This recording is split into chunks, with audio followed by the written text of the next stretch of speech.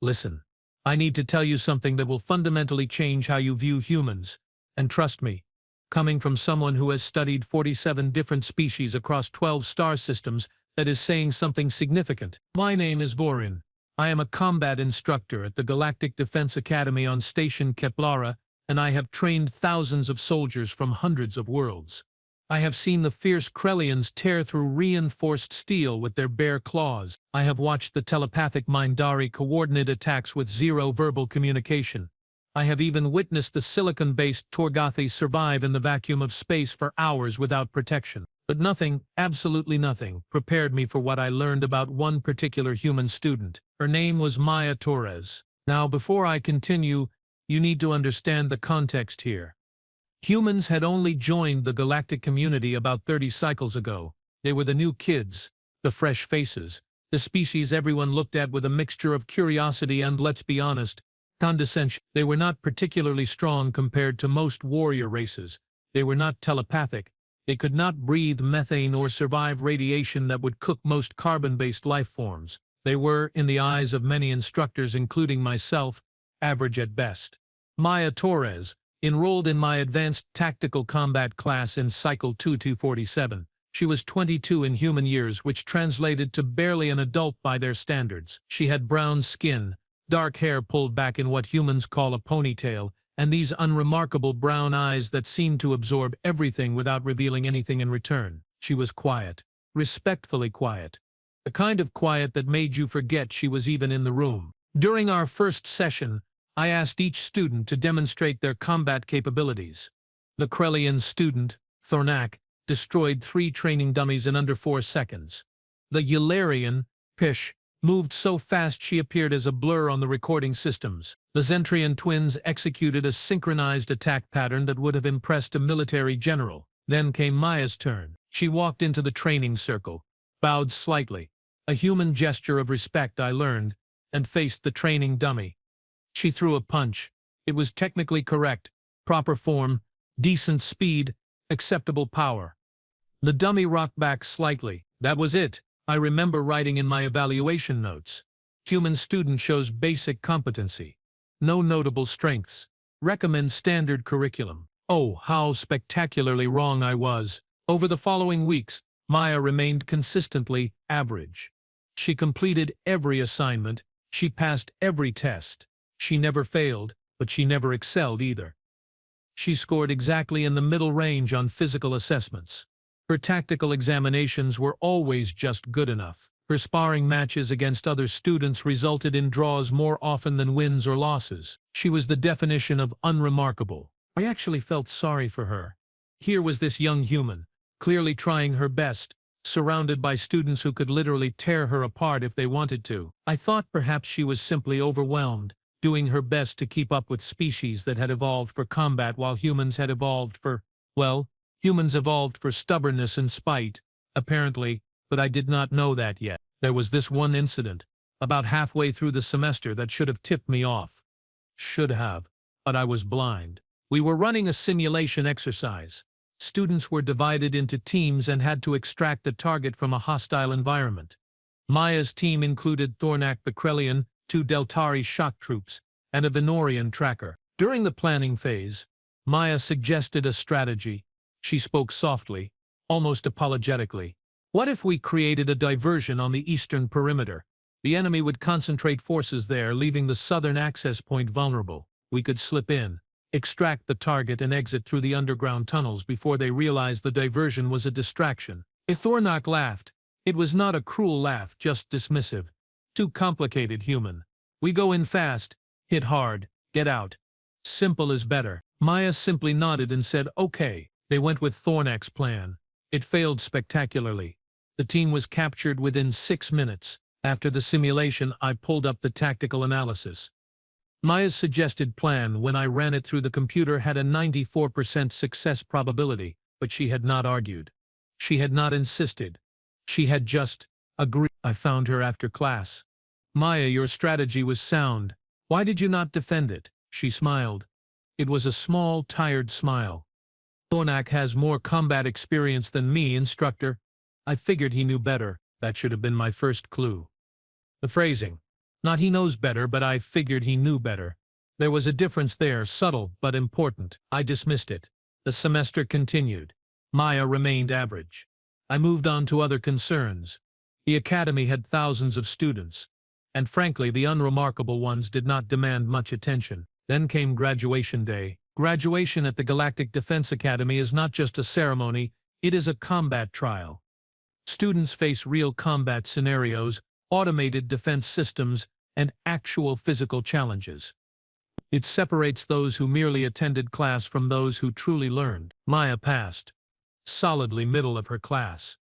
47th out of 93 students, perfectly, consistently average. She accepted her certification, shook my hand, another human gesture, and said, "Thank you for your instruction, Vorth." "You did well," I told her, meaning it generically.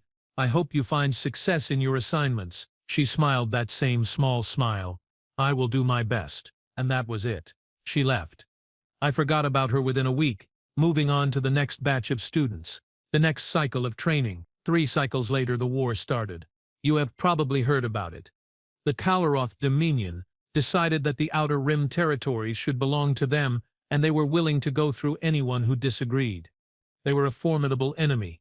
Ruthless, tactical, and equipped with technology that rivaled our own. The Galactic Defense Forces mobilized. Graduates from the academy, including my former students, were deployed to various fronts. I did not think about Maya Torres. Why would I? She was an average soldier, probably assigned to some support role or logistics position. Humans were still relatively new to galactic warfare, so it made sense they would ease their people into combat gradually. Then, 6 months into the war, Command called me for a consultation. They needed my expertise to analyze combat footage from the Sigma-7 battle. It had been a turning point in the war, a victory that had pushed the Kalaroth back and saved an entire star system. They wanted to understand the tactics used so they could replicate the success. I arrived at the command center and was ushered into an analysis room. 3 other senior instructors were already there, along with a handful of generals and tactical advisors. Admiral Kresh, a towering Valorian with 4 arms and a reputation for being impossible to impress, gestured to the holographic display. "Instructor Voring, we need your assessment of the soldier leading this assault. The footage is unusual." Unusual. That was an understatement. The hologram activated, showing a battlefield. The Sigma-7 front, explosions everywhere. Kalaroth forces advancing in formation, their heavy weapons tearing through defensive positions. It was chaos. Pure, unfiltered chaos. Then, in the center of the screen, I saw a single soldier. Human. Female. Standard combat armor marked with the insignia of the 47th Tactical Unit. She moved through the battlefield like water flowing around stones. Kalaroth soldiers fired at her. She was not there. She appeared behind them. 2 down. She rolled under incoming fire, came up throwing something. Explosion. 4 more enemies eliminated. "Pause it," I said. The image froze. I leaned closer. The soldier's helmet had a small designation on the side. The text was too small to read clearly. "Enhance the identification marker," I instructed. The image zoomed in. The text became clear. "Torres." My throat went dry. My secondary heart skipped a beat. "Resume playback," Admiral Kresh ordered. The footage continued. I watched, unable to look away, as Maya Torres demolished an entire Kalaroth platoon. She moved with precision that made our best combat algorithms look clumsy. She anticipated enemy movements before they happened. She turned their own tactics against them, using their formations as traps, their communication protocols as vulnerabilities. At one point, a Kalaroth heavy warrior, twice her size and armed with a plasma cannon, charged at her. The same species that could bend steel with their bare hands. Maya did not run. She sprinted toward him. At the last second, she slid under his cannon fire, came up inside his guard, and struck 3 precise points on his armor. The warrior collapsed, his armor's power system completely disabled. She did not even slow down. "Instructor Vorin," Admiral Kresh said, "according to records, this soldier trained under you. Can you explain her capabilities?" I could not speak. I was watching Maya coordinate with her unit now, giving orders in calm, measured tones, while explosions detonated around her. Her team followed her instructions without question, moving with the kind of synchronization that took years to develop. How long had she been with this unit? 6 months. 6 months. And they moved like they had trained together for decades. Instructor, the Admiral prompted. I started. I trained her. Yes, but this is not what I saw in class. Another instructor, Varath, a Tellurian with 3 eyes and a mind for tactical analysis, spoke up. The moves she is executing require years of advanced training. The spatial awareness, the predictive algorithms she is running in her head, the physical conditioning needed to maintain that pace. This is not a soldier. This is a weapons master. We watched more footage. Maya, different battles, leading assaults, defending positions, conducting reconnaissance missions that should have been impossible. In one recording, she infiltrated a Kalroth command ship. Alone, she disabled their shields from the inside, allowing the fleet to break through their defenses. The casualty report for that mission listed her as the only Allied soldier involved. 0 injuries on her side. Complete mission success. How many confirmed eliminations does she have? I asked, dreading the answer. An analyst checked the records. 417 enemy combatants, 42 high-value targets, 17 successful solo operations, 0 mission failures. 0 mission failures. I thought back to my evaluation notes. No notable strength. Recommends standard curriculum. Admiral Kresh turned to me. Instructor Vorthan, I need you to review all footage we have of Torres and provide a complete tactical assessment. I need to know how she does what she does so we can train others. Over the next 3 weeks I did nothing but watch Maya Torres fight. I watched her dismantle enemy formations with tactics I had never seen before. I watched her adapt to situations in real time, turning defeats into victories through sheer ingenuity and skill. I watched her save soldiers, complete objectives, and turn the tide of battles that should have been losses. And slowly, painfully, I started to understand. There was a moment in one particular recording where everything clicked into place. Maya and her unit were pinned down by enemy fire. They were outnumbered, outgunned, and running out of time. Her second-in-command, a Krellian named Vorak, suggested a frontal assault. Maya's response, caught on the comm recording, too risky. We create a diversion on their left flank. They will concentrate forces there, leaving their right side vulnerable. We slip through, hit their command position, and they will collapse without leadership. The exact same strategy she had suggested in my class. The one that had been dismissed. The one she had not defended. But this time her team listened. They executed the plan perfectly. It worked exactly as she predicted. After the battle, Vork approached her. The helmet cam caught the conversation. Commander Torres, Vorak said, how did you know they would fall for the diversion? Maya was checking her weapon, not even looking at him. Psychology. The Kalroth prioritize immediate threats over strategic positioning. Show them something loud and dangerous. They will focus on it. Basic tactical theory. Where did you learn that? She paused. Just for a second. Then she said Galactic Defense Academy. Instructor Vord's class, Advanced Tactical Combat. I had taught that principle. I had taught it to every class for 20 cycles. But Maya had been the only one who truly listened, who absorbed it, who applied it perfectly. I pulled up my old class recordings. I watched Maya in every session, and once I knew what to look for, I saw it. The way she positioned herself in sparring matches, not to win, but to learn. She would let opponents hit her, but always in protected areas, always to study their attack patterns. Her losses were information-gathering exercise. The way she asked questions, never about how to do something, always about why. Why do the Krellians favor overhead strikes? Why do Yalarians rely on speed over power? Why do Zentrians fight in pairs? The way she watched, those unremarkable brown eyes were always moving, always observing, always calculating. She had been studying us, all of us, every species, every fighting style, every tactical approach, and she had been hiding it. I found an old conversation recording from office hours. Maya had come to ask about a theoretical scenario. I barely remembered it. Instructor Vorthin, she had asked, hypothetically, if someone was much stronger than they appeared, would it be better to reveal that strength immediately, or to observe first and reveal it only when necessary? I had answered academically, not realizing she was asking about herself. And tactical situations, information is power. An unknown capability is often more valuable than a displayed one. It depends on the strategic goal. She had nodded, thanked me, and left. She had been asking permission. In her own way, she had been asking if it was okay to hide her abilities. And I had essentially told her yes. Sitting in that analysis room watching footage of Maya Torres being what she truly was, a master of combat and tactics, I felt something I had not experienced in decades. Shame. I had underestimated her. Worse, I had dismissed her. I had seen what I expected to see rather than looking at what was actually there. Admiral Kresh returned to the analysis room after I had spent 3 weeks reviewing footage. Your assessment, instructor? I took a deep breath. Maya Torres is operating at a level beyond anything I have seen in my 40 cycles of teaching. She is not just skilled. She is exceptional. She understands combat theory at a level that surpasses most of our senior commanders. Her physical abilities are far beyond what she demonstrated in class, and her tactical mind is extraordinary. Why did she hide it during training? That was the question, was it not?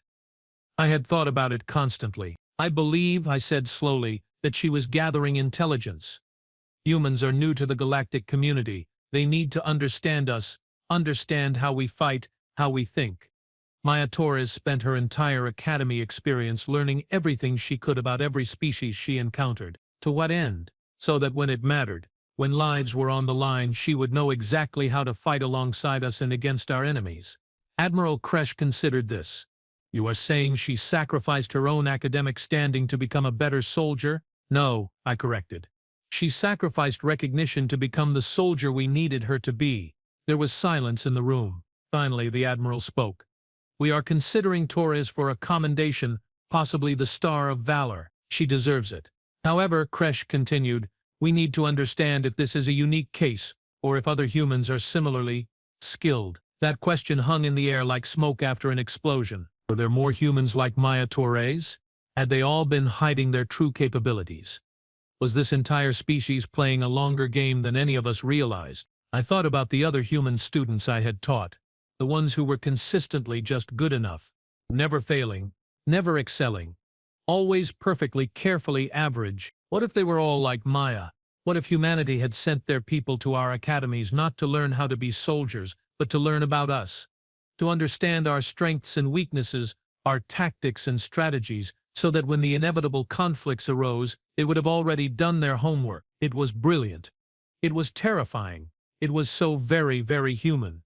I need to review all human student records, I told the Admiral. Not just from my classes, from all instructors, all departments, all cycles since humans joined the Academy. That is thousands of files. I know, the Admiral authorized it. I spent the next month doing nothing but reviewing human student records. The pattern was unmistakable once you knew to look for it. Humans consistently scored in the middle ranges. Not too high to draw attention, not too low to raise concerns. They asked questions that seemed basic but were actually deeply analytical. They observed everything. They adapted to every teaching style, every species, every combat philosophy, and they all, every single one of them, had combat records that far exceeded their academy performance. Humanity had weaponized humility. They had turned being underestimated into a strategic advantage. I compiled my findings into a report. It was classified at the highest level. The implications were too significant to make public, but one thing became clear to me. Sitting in that analysis room, watching Maya Torres be extraordinary while the galaxy had thought her ordinary, humans were not the average species we had assumed them to be.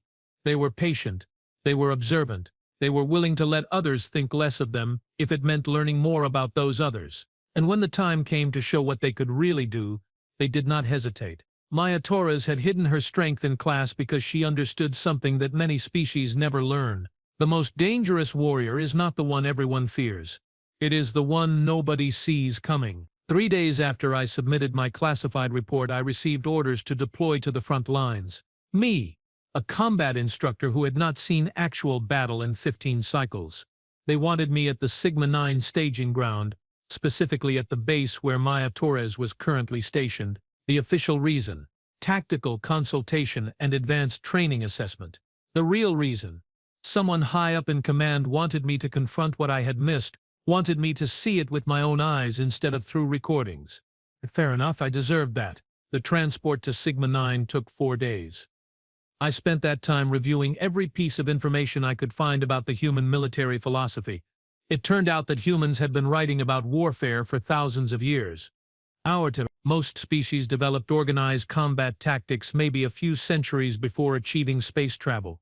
Humans had been theorizing about strategy when they were still fighting with sharpened metal and wooden shields. There was this one human text, written by someone named Sun Tzu, approximately 2,500 Earth years ago.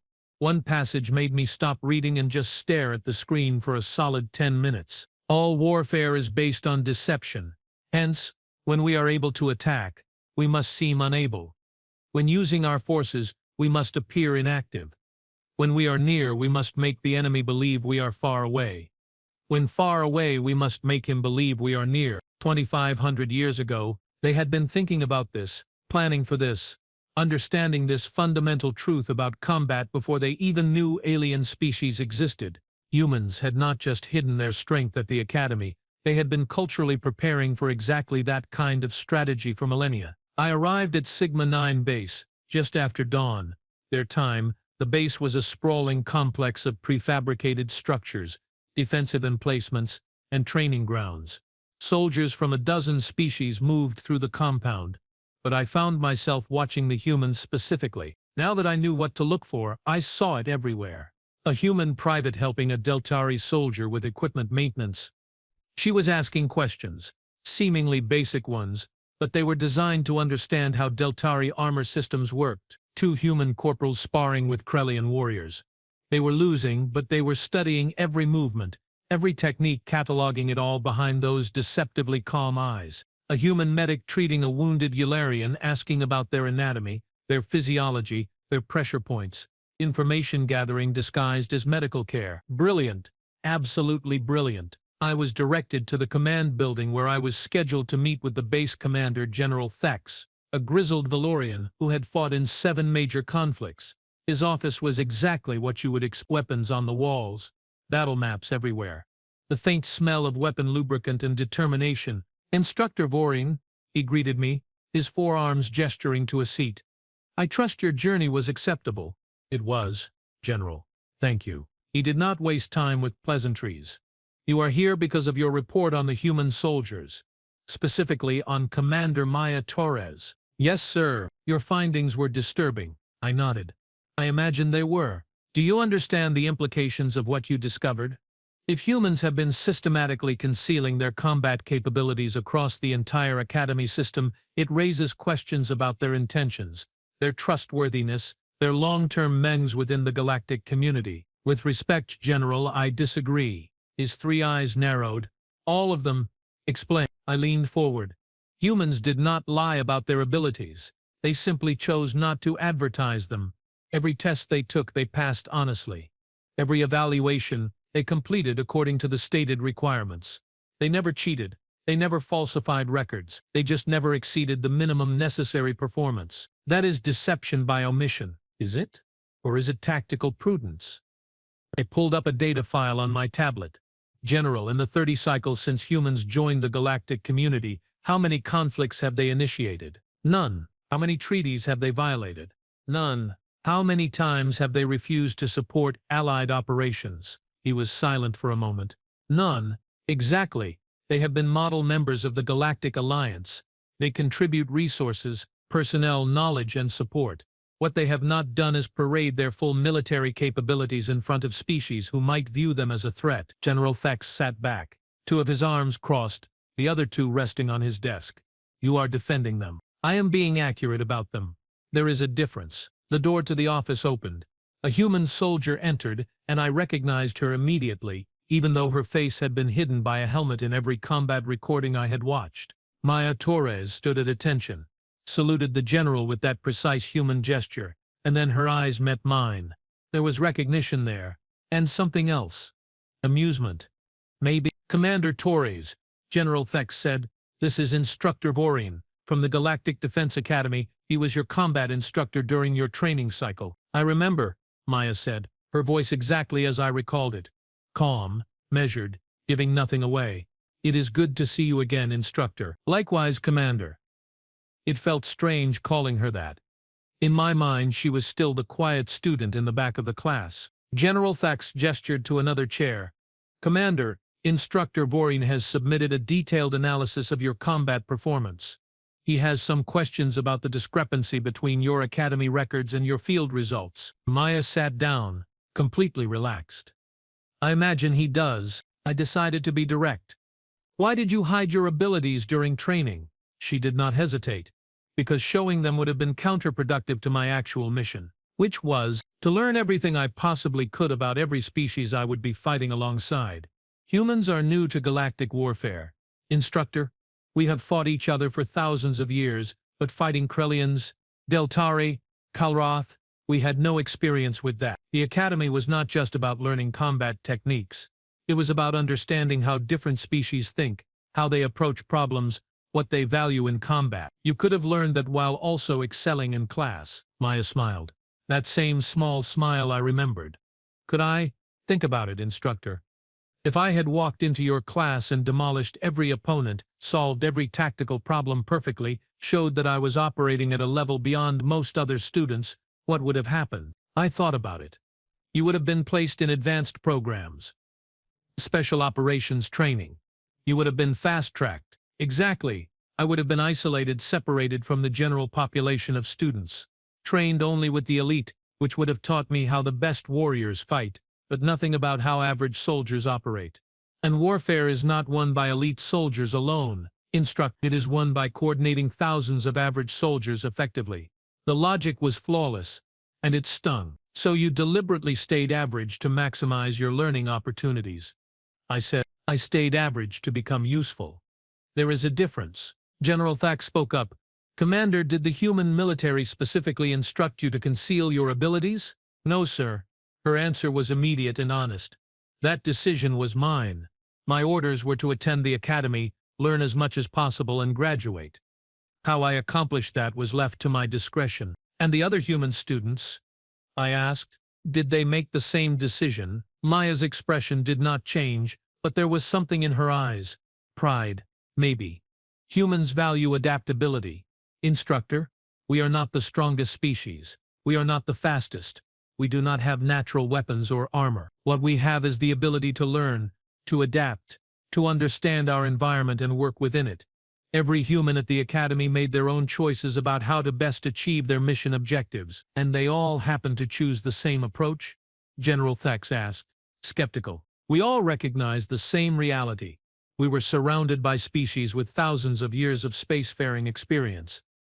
Species who could outperform us physically in almost every category. Trying to compete directly would have been foolish. So we played to our actual strength instead. Which are? I asked. She looked at me directly.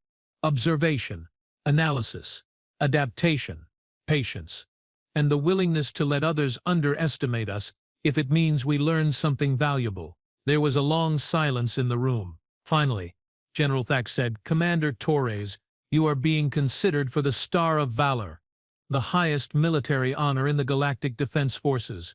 Do you have anything you would like to say about that? Maya was quiet for a moment. Then she said, with respect, General, I would prefer you give that commendation to Private First Class Rena Alec of the Deltari 4th Regiment.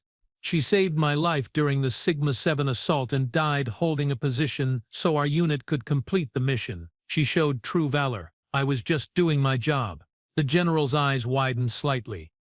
That is unusually humble, Commander. It is accurate, sir. After a few more questions, Maya was dismissed. She saluted, nodded to me, and left the office with the same quiet efficiency she had shown in my classroom. General Thax looked at me. Your assessment, Instructor. She is everything the recordings suggested and more. But I do not think she is unique among humans. I think she is representative. That is what concerns me. I understood his concern. But I also understood something he might not have fully grasped yet. General, with respect, you are looking at this wrong. Yes, humans concealed the full extent of their capabilities. Yes, that makes them unpredictable in some ways, but consider what they actually did with those capabilities. They fought effectively. Of course they did. No, sir.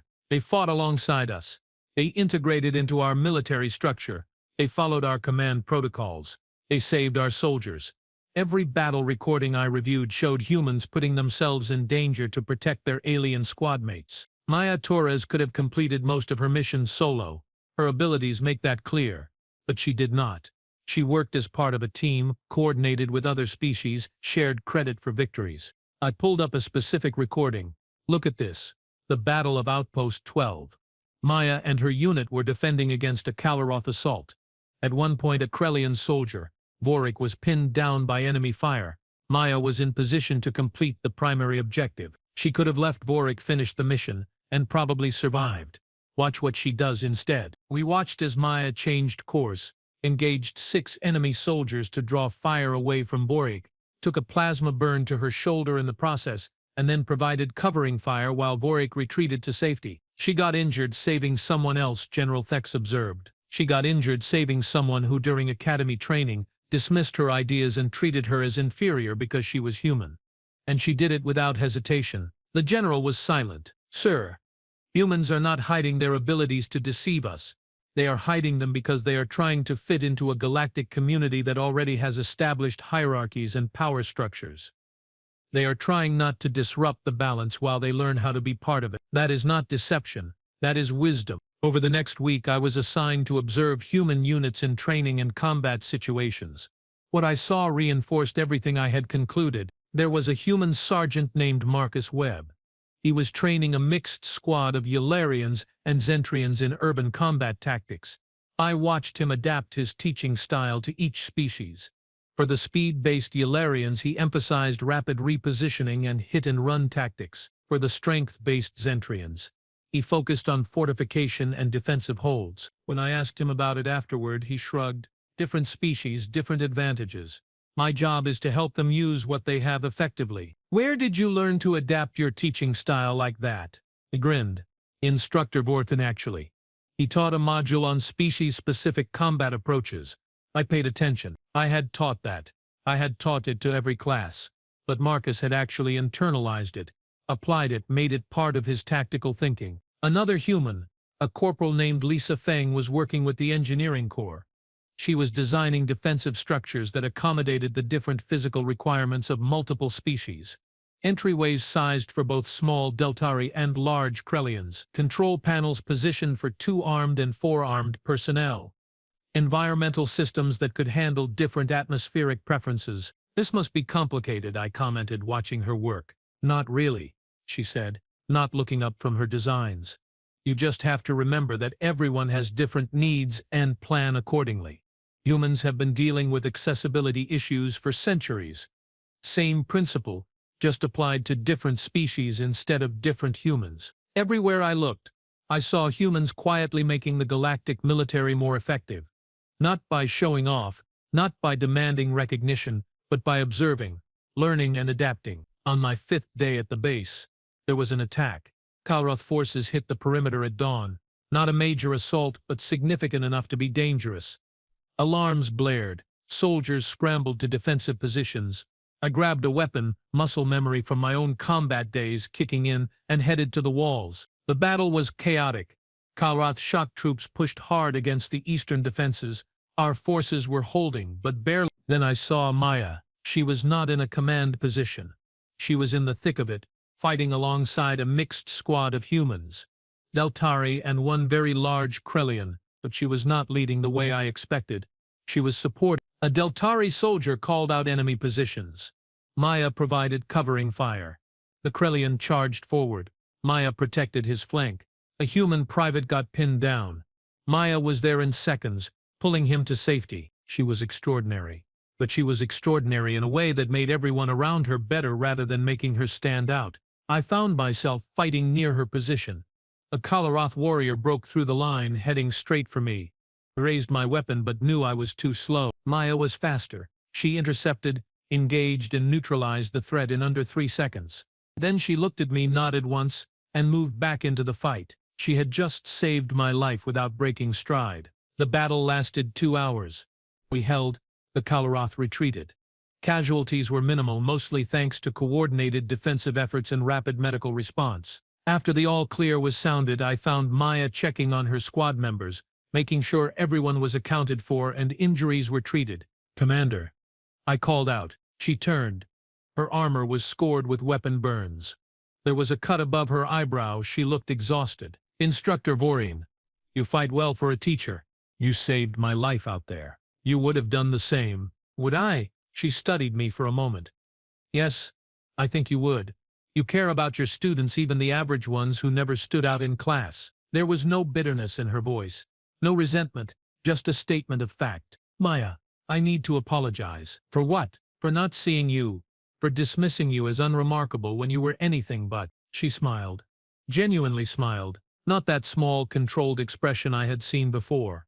Instructor, you taught me everything I needed to know. You taught tactical theory, species psychology, combat philosophy. I learned more in your class than you realize. But I never knew. I never saw what you truly were. That was the point. And honestly, it was a relief. Do you know how exhausting it would have been to constantly prove myself, to fight for recognition, to deal with the expectations and pressure that would have come with showing my full abilities? I got to learn in peace. That was valuable. I had never thought about it that way. Besides, she continued, you are seeing me now. You are understanding now. That counts for something. Does it? It does to me. Later that evening, General Thex called me back to his office. He looked tired but satisfied. Instructor Vorin, your deployment here is concluded. You will return to the academy tomorrow. Understood, sir. However, before you go, I have been authorized to share something with you. He activated a secure holographic display. This is classified at the highest level. Do you understand? Yes, sir. The display showed a communication transcript between Galactic Command and human military leadership. The subject line made my heart skip. Proposed integration. Human tactical training protocols. I read through it quickly. Command was proposing to integrate human training methodologies into the standard academy curriculum. Emphasis on observation-based learning, adaptability training, multi-species coordination exercises, and patience-based tactical development. They are adopting human approaches, I said, stunned. Parts of them, yes. The war has shown us that humans have something to teach us. Their willingness to learn from everyone, their ability to coordinate with different species, their tactical flexibility, these are skills we need to cultivate more broadly. What about their tendency to hide their capabilities? General Thax actually laughed. That, we are not encouraging. But we understand it better now, and understanding is the first step to trust. He handed me a data chip. This contains updated curriculum proposals. You will be leading the implementation at the academy. I took the chip, feeling its weight. General, I am just one instructor. You are the instructor who trained Maya Torres, who taught her the principles she is now using to save lives and win battles, who recognized eventually what humanity brings to our alliance. That makes you the right person for this assignment. The next morning I prepared to leave Sigma 9. Maya came to see me off at the transport pad. So, she said, back to teaching? Back to teaching. Though I suspect my classes are going to look different from now on. Good. Question everything, instructor, even your own assumptions, especially those. Is that human philosophy? That is survival philosophy. Humans just happen to learn it earlier than most. The transport was powering up. I had one more question. Maya, if you could go back, would you do anything differently at the academy? She thought about it. Maybe I would have argued for my strategy more when Thornak dismissed it. But honestly, no. I would do it the same way, because I am here now with the skills and knowledge I need, surrounded by soldiers who trust me not because I impressed them, but because I earned it alongside them. That is worth more than any academic honors. You are remarkable, Commander Torres. I am human, Instructor Vorin. We are all like this. Some of us are just better at hiding it than others. She saluted. I returned it. Then I boarded the transport and watched through the viewport as Sigma 9 base grew smaller and eventually disappeared. During the 4-day return journey, I rewrote my entire curriculum. Every lesson plan, every assessment, every training exercise. I incorporated what I had learned about humans, about patience, about the value of observation over demonstration. When I returned to the academy, I was assigned a new class of incoming students, 23 individuals from 12 different species, including 4 humans. On the first day, I looked at those 4 human students. They looked back at me with calm, unremarkable expressions, ready to be underestimated, ready to observe and learn and adapt. I smiled. Welcome to Advanced Tactical Combat, I said to the class. This semester we are going to do things a little differently. I am going to teach you how to fight, but more importantly, I am going to teach you how to learn from every person in this room, regardless of their species, their strength, or their apparent skill level. I looked directly at the human students. Because the most dangerous warriors are not always the ones who look dangerous. Sometimes they are the quiet ones in the back row, paying attention to everything, learning from everyone, waiting for the moment when it truly matters to show what they can do. One of the human students, a young woman named Alex Park, raised her hand. Yes, Cadet Park? Instructor Vorin, are you saying we should hide our abilities? No, I said firmly. I am saying you should be strategic about when and how you reveal them. I am saying that there is wisdom in observation. I am saying that learning from others, even those you could potentially defeat, is not weakness. It is intelligence. The class was silent, and I am saying, I continued, that I will evaluate you not just on your performance but on your growth.